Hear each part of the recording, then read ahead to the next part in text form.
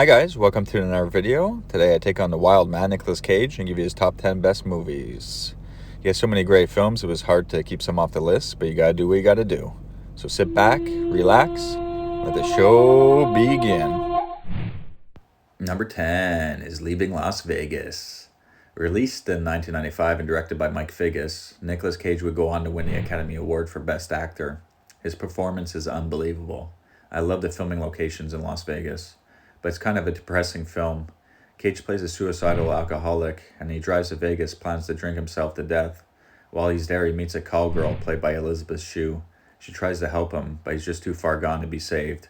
It's a very good movie, but it's not for everyone. Number 9 is Adaptation.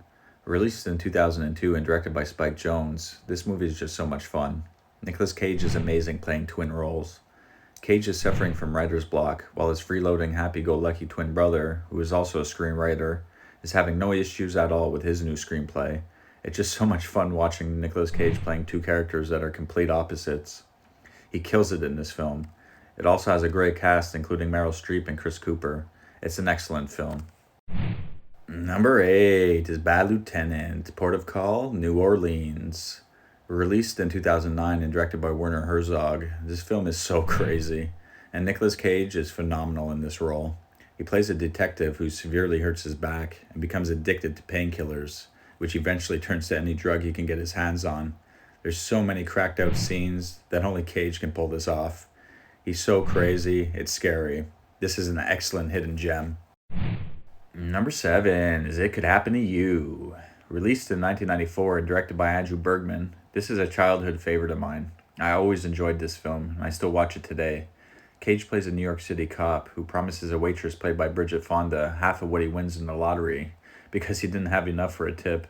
And much to his surprise, he wins, which is great, but his wife is not too happy that he keeps his promise and splits his winnings with the waitress. It's just such a fun movie. There's not another film quite like it. Number 6 is Snake Eyes. Released in 1998 and directed by Brian De Palma, Snake Eyes is a fun thriller, and Cage delivers another fantastic performance. He plays a detective having a great night with his friend, played by Gary Sinise, at a boxing match. During the fight, there's gunfire, and Cage finds himself in the middle of an investigation that's much deeper than he first realizes. It's got a great cast all around. I love the look of the film and the filming locations. I always have a blast watching Cage in this film. Number 5 is Matchstick Man. Released in 2003 and directed by Ridley Scott, I love this movie so much. Nicolas Cage is so hilarious. He plays a con man with OCD. There's just so many memorable freak-out moments you can't stop laughing. Then he finds out he has a daughter and she's very interested in what he does for a living and has him teach her the ropes. It's got a great cast all around. It's just an excellent film with a great twist ending. Number 4 is Raising Arizona. Released in 1987 and directed by the Coen brothers. I didn't like this movie when I was younger, but it really grew on me over the years. And I honestly love this crazy, quirky, dark comedy. It's one of my favorite films to watch on a lazy Sunday afternoon. Nicolas Cage, recently out of jail, marries a policewoman who finds out she can't conceive any children. And because of Cage's criminal past, they can't adopt. And to fill the void, they kidnap one of the quintuplets from a successful furniture salesman. It's just so off the wall, but I love the filming locations, and the actors, including John Goodman and William Forsythe, are just so much fun to watch. I love this film. Number 3 is Red Rock West. Released in 1993 and directed by John Dahl, this is a fantastic hidden gem. I love the desolate highway and small town locations. It's also got an excellent cast all around. Nicolas Cage plays a guy looking for work, and when he stops into a small town bar for a drink, the bartender, played by J.T. Walsh, thinks he's the hitman he hired. Cage, desperate for money, plays along. He finds out he's been hired to kill his wife. He takes the money and plans to hit the road, but things happen along the way. I love this movie. It's fantastic. Number 2 is Con Air. Released in 1997 and directed by Simon West. Man, Con Air is just so good. Cage was a megastar in 1997. I've seen this movie 74 times and it never gets old. Cage plays a free man hitching a ride home with a plane full of convicts. The story is ludicrous, but the action and the acting by an A-list cast makes this one of the most amazing action films of all time. I love when Cage is riding home to his family from jail and he tells them, "Break out the fine china, chill the lemonade, and tie a yellow ribbon around the old oak tree. 'Cause this boy's coming home to his ladies. Coming home forever.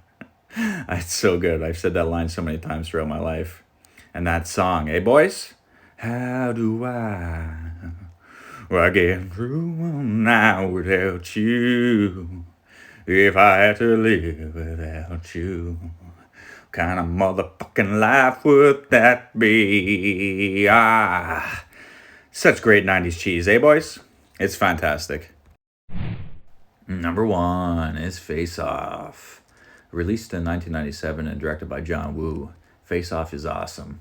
Nicolas Cage and John Travolta were perfect in their roles, and to watch them change their acting styles after the face swap just shows you how good they are at what they do. Travolta plays a detective, and he has to swap faces with Cage to find out where he hid a devastating bomb. But Cage wakes up without a face, and let the fun times begin. Another excellent film that I love so much. Anyways, that's the list, guys. Let me know what you think. Thanks for watching. Take care. Bye.